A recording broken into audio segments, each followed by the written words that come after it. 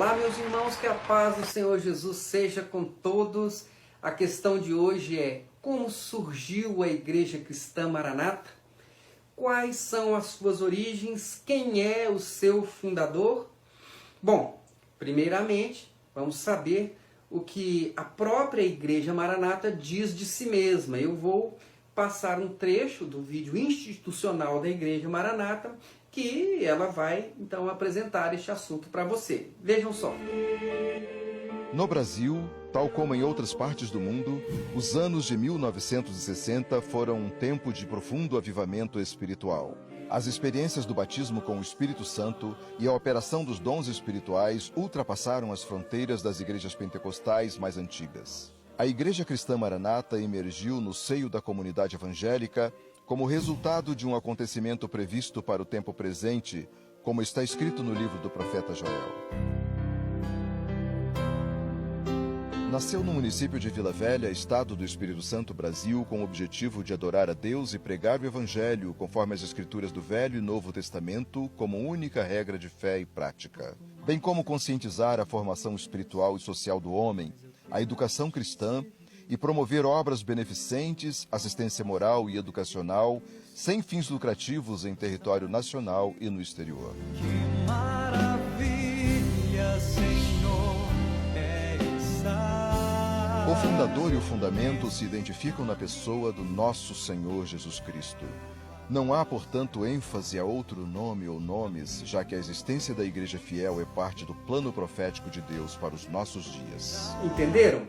Bom, na página oficial da igreja você também vai encontrar esta mesma informação.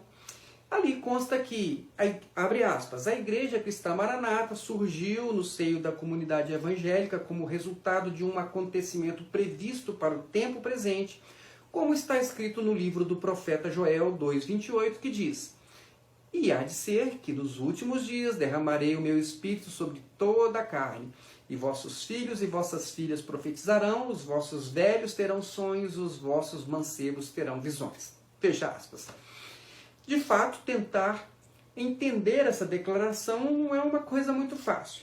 Ao que parece, eles sugerem que, do meio dos evangélicos como um todo, surgiu a Igreja Maranata para que a profecia de Joel pudesse se cumprir no tempo presente.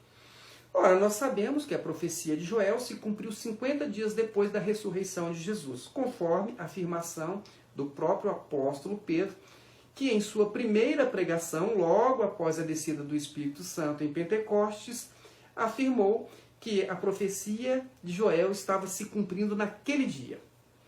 Então, se a profecia de Joel se cumpriu há mais de 2000 anos, só nos resta entender que a Igreja Maranata está insinuando que, em algum momento da história, o Espírito Santo deixou de operar nas demais igrejas evangélicas até que a Igreja Maranata fosse criada, em 1968, por ocasião de um movimento de renovação espiritual mundial, iniciado onde?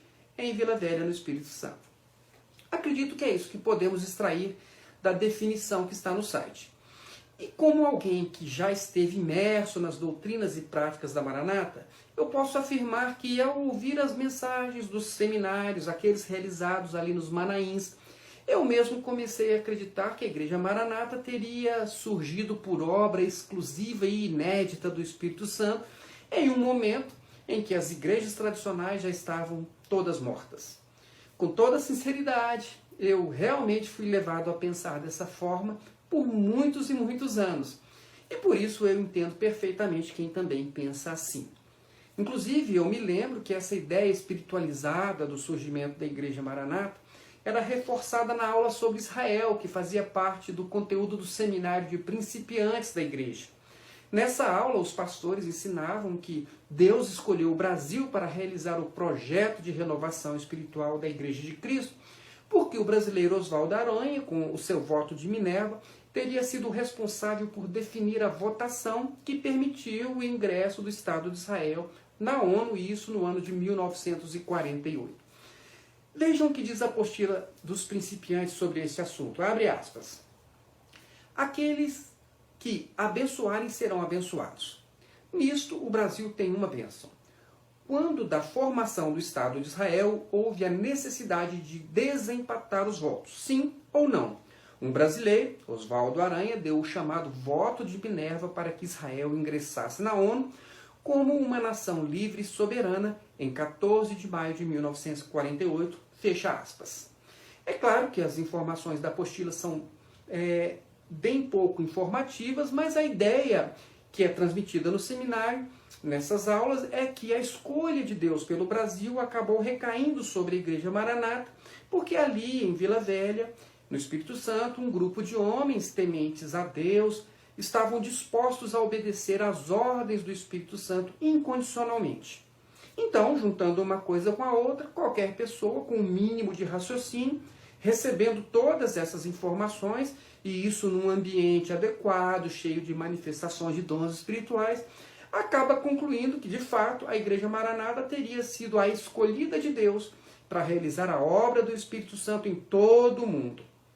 E, aos poucos, as pessoas vão absorvendo o conceito de que a Igreja Cristã Maranata ela é a própria obra do Espírito Santo, um Filho único, a Igreja fiel, aquela que Deus revelou os seus mistérios mais profundos, as suas doutrinas mais exclusivas. E uma vez assimilada essa teoria, as pessoas concluem que quem não pertence a Maranata provavelmente deve estar integrando então a Igreja infiel, constituída por todas as demais denominações que não têm o Espírito Santo e por isso estão mortas em si mesmas e influenciadas pelo mundanismo, pela idolatria e pelo misticismo. Embora eu ache esse entendimento da Maranata bastante presunçoso, eu respeito quem acredita nisso e não tem problema nenhum com isso.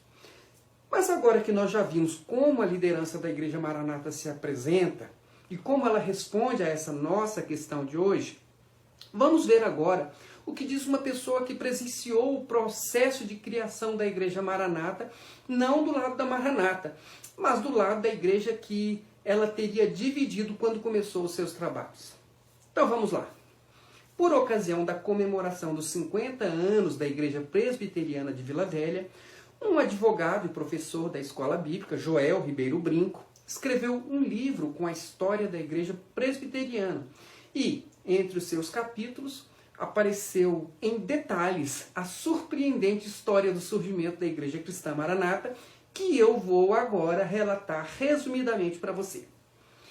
E para quem quiser confirmar e ler os capítulos completos, eu vou deixar um link para que você possa conferir exatamente o que está escrito por Joel. Segundo o Joel Brinco, havia em Vila Velha uma igreja presbiteriana mais conhecida como a Igreja de Seu Abílio. A referência é ao senhor Abílio Gueiros, um comerciante influente na cidade, dono da única padaria situada ali no centro. E como todos conheciam o senhor Abílio, a igreja que ele frequentava passou a ser conhecida então como a Igreja do Seu Abílio. E de fato, a família de Seu Abílio, a família Gueiros, era a mais proeminente daquela comunidade presbiteriana de Vila Velha. O pastor da igreja era o reverendo Gedaias, ou Gedaias, não sei, Gedaias Vitalino Teixeira Gueiros, um dos filhos do Seu Abílio. O próprio Abílio era presbítero da igreja e, juntamente com a sua esposa Sara, eles eram professores da escola bíblica. A senhora Nelly Rabelo Gueiros, esposa do pastor Gedaias, era supervisora da Liga Juvenil e regente do coral da igreja. Mas o Seu Abílio tinha também outros filhos, todos participantes da liderança da igreja de alguma forma. Jabes era diácono e Gedeuti Vitalino Teixeira Gueiros era presbítero e fundador da União da Mocidade Presbiteriana, da qual se tornou também o seu primeiro presidente. Jurama Barros Gueiros, esposa de Gedeuti, chegou a comandar o grupo de mulheres em 1963, mas passou essa função a Jerusa Gueiros, filha do Seu Abílio. Conforme relatado por Joel Brinco, as pregações da igreja eram sempre comandadas pelo reverendo Gedaias ou por Gedeuti ou outra pessoa designada pela família Gueiros, o que mostrava que realmente a igreja estava absolutamente sob o comando da família Gueiros, pelo menos desde 1954, quando Gedaias assumiu como pastor até 1965, embora Gedaias tivesse renunciado ao cargo de pastor em 1959, ocasião em que assumiu outro pastor em seu lugar. Mas em novembro de 1965 houve uma eleição para pastor e Gedaias se candidatou para retomar o pastorado da igreja. E naquela eleição ele concorreu com o reverendo Sebastião Bittencourt dos Passos, um homem pouco conhecido em Vila Velha. Mas, para a surpresa de todos, o improvável aconteceu. Gedaias perdeu a eleição e o reverendo Sebastião assumiu a liderança da igreja. A questão parecia resolvida, né? Um ganhou, o outro perdeu, mas a família Gueiros, liderada por Gedeuti e seu pai Abílio, estava inconformada com o resultado da eleição e usou a sua influência junto ao presbitério de Vitória para conseguir a anulação daquele pleito eleitoral sob o argumento de vício nas eleições, aspas, em virtude da inobservância de preceitos constitucionais indispensáveis, fecha aspas. Segundo Joel Brinco, esses preceitos nunca foram satisfatoriamente explicados pelo presbitério e por isso desencadeou-se uma divisão na igreja. A maioria dos membros não aceitou a manobra dos Gueiros e resistiu à posse de Gedaias como pastor da igreja. Ou seja, mesmo tendo conseguido anular a eleição do reverendo Sebastião, os Gueiros não conseguiram colocar o reverendo Gedaias no comando da igreja. Por quê? Porque o presbitério acabou reconhecendo a vontade da maioria dos membros e confirmou Sebastião no cargo de pastor da igreja de Vila Velha. Entretanto, segundo Joel Brinco, ao final do ano de 1966, em uma reunião do conselho da igreja, Gedeuti aparentemente estava aceitando a liderança do reverendo Sebastião e ele chegou, inclusive, a declarar confiar na sua equilibrada direção e evangelização, fazendo votos de sucesso no ano de 1967. Mas, para Joel Brinco, tudo não passou de uma dissimulação de Gedeuti, porque daí em diante começaram diversas investidas contra a liderança do reverendo Sebastião e todas elas encabeçadas pelo presbítero Gedeuti. Por exemplo, a congregação da Toca, no bairro de Cruz do Campo, começou a dar sinais de independência sob a influência de Gedeuti. Essa congregação parou de dar satisfação dos seus atos ao conselho da igreja e muito menos ao seu pastor, o reverendo Sebastião. Segundo Joel Brinco, nessa ocasião, Gedeuti e seu pai Abílio já estavam comandando diz ele, uma rebelião contra o reverendo Sebastião e chegou a influenciar quase metade dos membros da igreja. E essas manobras contra o reverendo Sebastião, elas foram ganhando corpo com o uso de revelações, profecias, dons de línguas, práticas que são incomuns para o presbiterianismo, mas que foram ganhando cada vez mais adeptos e apontando inclusive para a divisão da igreja. Joel Brinco relata que em uma das congregações, a de Cruz do Campo, Gedeuti encontrou um apoio ali da liderança local e em uma determinada ocasião chegaram a impedir o reverendo Sebastião de pregar. Desrespeitando a orientação do conselho, eles autorizaram o pastor Jonas José Marques, do movimento Renovação Carismática, a realizar uma série de pregações na congregação de Cruz do Campo, que não era permitido pelo conselho da igreja. Mas eles começaram essa reunião, com essas pregações, numa sexta-feira, e só terminaram na quarta-feira da semana seguinte. Segundo o relato de Joel Brinco, iniciou-se então uma sequência de atos de insubordinação promovidos por quem? Por Gedeuti e alguns outros pastores que estavam se associando a ele, de modo que o reverendo Sebastião simplesmente perdeu o controle da assistência pastoral à congregação de Cruz do Campo, que ficou definitivamente sob o controle dos insubordinados. Diante dessa situação, o reverendo Sebastião levou o caso ao conhecimento do presbitério de Vitória e foi constituída uma comissão especial para analisar os problemas que vinham ocorrendo na igreja presbiteriana de Vila Velha. Curiosamente, uma observação, um dos membros dessa comissão era o presbítero Manuel dos Passos Barros, sogro de Gedeuti, que também estava envolvido nesse tal movimento de renovação espiritual. Na ocasião, Gedeuti e os seus associados enviaram ao Conselho da Igreja Presbiteriana de Vila Velha um abaixo-assinado protestando contra a convocação para a reunião com a comissão especial do presbitério. Eles não aceitavam aquela situação e aquela convocação. Joel Brinco foi bem cuidadoso nessa parte e colocou em seu livro os exatos termos do texto do abaixo-assinado, que, entre outras coisas, alegava que a convocação de Gedeuti para prestar esclarecimentos ao presbitério não teria obedecido às formalidades da constituição da igreja e que, por isso, abre aspas, qualquer atitude assumida por infringência de nossa lei magna, reguladora de nosso comportamento, será por nós considerada nula. Eu, pessoalmente, achei que essa parte do livro revelou que Gedeuti não tinha o mesmo respeito pela liderança que ele ordena hoje na sua igreja com o conhecido não toqueis nos meus ungidos. Mas vamos em frente. Para Joel Brinco, esse abaixo-assinado escrito por Gedeuti foi uma tentativa dissimulada de inverter as coisas para fazer parecer que eles eram as vítimas e não os verdadeiros algozes do reverendo Sebastião, cujo pecado foi ter vencido as eleições. Mas a estratégia de Gedeuti não parou por aí.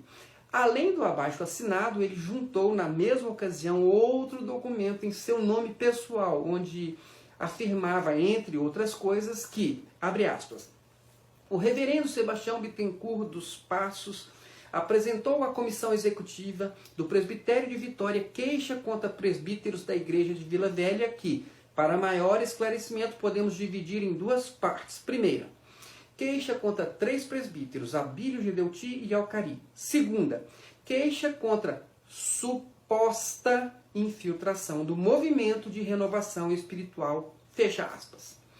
É interessante notar que Gedeuti faz parecer que o seu envolvimento com o movimento de renovação espiritual era uma mentira, uma suposição, algo que ele não estava fazendo de modo nenhum, né? E que aquilo tudo era simplesmente uma conspiração contra ele. Mas hoje nós sabemos bem que ele estava sim envolvido com esse movimento e que ele chegou inclusive a usar estas práticas na criação da própria Igreja Cristã Maranata, conforme nós vamos ver mais adiante. Mas vamos continuar. O presbitério, reunido em 14 de julho de 67, considerou que o movimento de renovação espiritual que estava se infiltrando na igreja presbiteriana e com a colaboração de alguns presbíteros era prejudicial, especialmente porque ele estava promovendo divisões na igreja. E por isso ele emitiu uma resolução desaconselhando essas práticas. Mas Gedeuti e seus associados simplesmente ignoraram a resolução do presbitério e, segundo Joel Brinco, eles continuaram pregando, praticando aquelas doutrinas que eram rejeitadas pela igreja presbiteriana a qual eles pertenciam. E mais que isso, eles estavam então fomentando um movimento separatista e procurando aliciar pessoas entre a membresia da presbiteriana para um projeto diferente. Segundo Joel Brinco, ele conta que o presbitério, ao ver que Gedeuti e seus associados não mais acatavam o governo presbiteriano, representado pelos seus concílios, recomendou às igrejas sob a sua jurisdição e aos demais presbíteros que se acautelassem contra a influência de seitas heréticas e que assumissem posições seguras e bem definidas contra esses movimentos. E quanto a Gedeuti e seu grupo, que além da congregação de Cruz do Campo já haviam influenciado as igrejas de Vila Velha, Itacibá e Afonso Cláudio, o conselho decidiu suprimir a escola dominical do bairro da Cruz do Campo, conhecida como Escola Dominical da Toca, porque reconheceu que os irmãos dali já estavam organizando uma igreja cismática com o nome de Igreja Cristã Presbiteriana. E na sequência, a divisão ela foi se consolidando, se mostrando mais clara. Muitos membros, inclusive diáconos, foram aderindo ao movimento comandado por Gedeuti. E assim surgiu, então, a Igreja Cristã Presbiteriana, levando com ela nada menos quase a metade dos membros da Igreja Presbiteriana de Vila Velha. Então, realmente promoveu uma divisão na Igreja Presbiteriana de Vila Velha. E para que não houvesse dúvidas quanto a este fato, quanto a esta afirmação, Joel Brinco registrou em seu livro a relação dos nomes das pessoas que assinaram a ata de organização da Igreja Presbiteriana de Cruz do Campo. Então vai estar aí no link para que todos possam conferir. Nas palavras de Joel Brinco, abre aspas, assim surgiu a Igreja Cristã Presbiteriana, fundada e administrada por Gedeuti Vitalino Teixeira Gueiros, que liderou a divisão na Igreja Presbiteriana de Vila Velha e arregimentou seguidores em outras igrejas. De presbiteriana, a nova igreja nada tinha, mas o nome presbiteriano servia de chamariz para a arregimentação de novos membros para a nova denominação. Mais tarde, já consolidada, Gedeuti trocou o nome de sua igreja para Igreja Cristã Maranata, nome que até hoje é por ela ostentado, fecha aspas. Bom, o que é bem interessante notar é que Joel Brinco, como advogado que era, ele foi cuidadoso em seu relato. Certamente ele sabia que o conteúdo de seu livro seria atacado pela liderança da Igreja Maranata e por isso fez questão de apresentar com as respectivas datas os textos literais das cartas e das resoluções que ele citou no livro.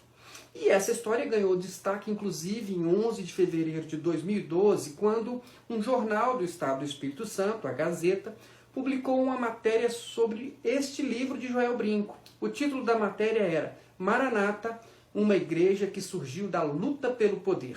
Na matéria, afirma-se que a história foi contada em livro escrito a partir de atas oficiais da Igreja Presbiteriana, de modo que nós temos aí mais um elemento de convicção bem interessante para darmos crédito ao relato de Joel Brinco. E como é prática do jornalismo, a Gazeta deu oportunidade para a liderança da Maranata para que ela se manifestasse sobre essa matéria. E em resposta, a Maranata disse que a história da igreja é outra. Por intermédio de uma nota, informou que o primeiro culto aconteceu em 1968, na Igreja Cristã Presbiteriana, em Itacibá, e que o pastor Milton Leitão falou para um grupo de 200 membros que desejavam uma maior comunhão com Deus. Assim eles disseram. Desde então, o grupo teria se expandido com membros de Vitória, Vila Velha, Ataíde, Campo Grande e Afonso Cláudio. Disseram também na nota que a construção do primeiro templo, uma igreja de taipa coberta com telha de amianto, foi em 1972 no bairro de Belém, conhecido como Toca, e que, a partir daí, a igreja cresceu, organizou a sua doutrina e alterou o nome para Igreja Cristã Maranata. Mas eles descartaram que tenha havido um racha com a igreja presbiteriana. Segundo a nota enviada ao jornal, a Maranata, sobre a participação da família Gueiros, disse que eles inicialmente aderiram apenas a Sara Gueiros, o seu filho Gedeuti, juntamente com mais 6 membros de Vila Velha e de Vitória. Eu também já escutei essa história no Manaim. E que eles estavam aderindo a uma doutrina avivalista e que já tinha outros pontos de propagação pelo Brasil sob outras designações. Mas enfim, comparando o detalhado relato de Joel Brinco com as informações lacônicas da Igreja Maranata, qual parece ser mais convincente para você? Na minha avaliação, conhecendo bem o modo severo como a Maranata reage às pessoas que falam contra a sua placa, eu penso que se houvesse qualquer mentira no relato de Joel Brinco, ele teria sido alvo imediato de uma ação judicial. Ora, Joel Brinco escreveu um livro com afirmações expressas de atos espúrios dos fundadores da Igreja Maranata. E, além disso, essas informações vieram a ser expostas em um jornal de grande circulação no Espírito Santo, mas nós não tivemos nenhuma ação judicial. Isso, a meu ver, é um indicativo de que o relato de Joel Brinco merece crédito e que não podia ser contestado com fatos, porque ele tinha provas daquilo que ele estava falando. E isso parece ter ficado mais evidente com a resposta da Maranata à Gazeta, porque, ao contrário do que fez Joel Brinco, a Igreja Maranata não foi capaz de apresentar um elemento acompanhado de provas para sustentar as suas afirmações. Ora, eu não estranho esse tipo de comportamento, porque ao longo dos anos em que eu fui membro e pastor da Igreja Maranata, eu acabei me acostumando com o fato de que eles realmente não se preocupam muito em dar explicações sobre aquilo que eles fizeram, sobre aquilo que eles fazem, ou aquilo que eles pretendem fazer. Eles não dão muita satisfação para os membros, não. E, além de não se preocuparem em dar explicações, mesmo quando eles fazem, eles são lacônicos, evasivos e, na maioria das vezes, confusos, difícil de entender o que eles querem dizer. E eles também não se preocupam em provar aquilo que eles dizem. Mas por que eles agem assim? A meu ver, porque doutrinaram as pessoas a acreditar sem pensar e a obedecer sem questionar. Ao afirmar aos membros que tudo o que eles fazem tem o respaldo de Deus, eles levam as pessoas a pensar que questionar o que eles orientam seria um ato de insubordinação contra o próprio Deus. Mas no meu caso, como eu não estava convencido disso, decidi continuar buscando por respostas até que, após examinar o relato de Joel Brinco, eu concluí que o seu relato é perfeitamente crível e digno de aceitação, especialmente porque a fonte são as próprias atas da Igreja Presbiteriana. Hoje eu não tenho mais dúvidas a respeito do surgimento da Igreja Cristã Maranata e entendo perfeitamente a razão pela qual eles preferem apresentar uma versão espiritualizada de sua fundação. Portanto, para mim essa questão está esclarecida e eu espero que para você também. É isso aí, fique com Deus e até a nossa próxima questão. Até lá!